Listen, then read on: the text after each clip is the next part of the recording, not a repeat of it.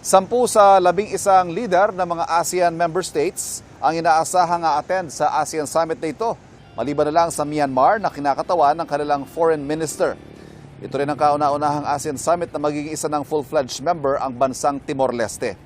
Bilang ASEAN Chair ngayong taon, Maris, 3 mahalagang prioridad nga ang tututukan sa mga pulong ang kay Pangulong Bongbong Marcos. Yan ay ang energy security, food security at safety ng ASEAN nationals sa buong mundo.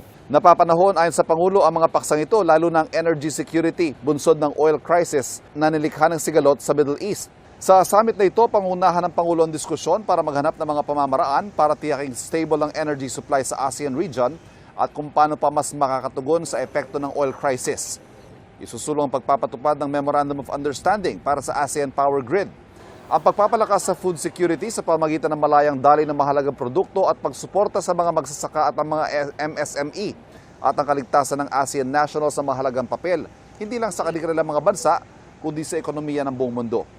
Bukod sa mga summit-related meetings, may nakatakdang bilateral o one-on-one meeting din si Pangulong Bongbong Marcos kay Vietnamese Prime Minister Lee Min Hong.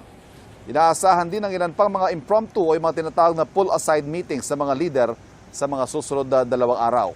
Ngayong araw din, Maris, ang schedule ng BIMP IAGA o yung Brunei Darussalam Indonesia Malaysia Philippines East ASEAN Growth Area, isang matatawag nating sub-region sa ASEAN na para paunlarin ng mga remote areas sa mga nasabing bansa sa larangan ng agrikultura, turismo at edukasyon.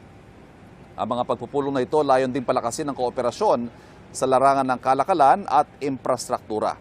Mamayang gabi naman, ang hapunang inihanda ng First Couple para sa mga bisita.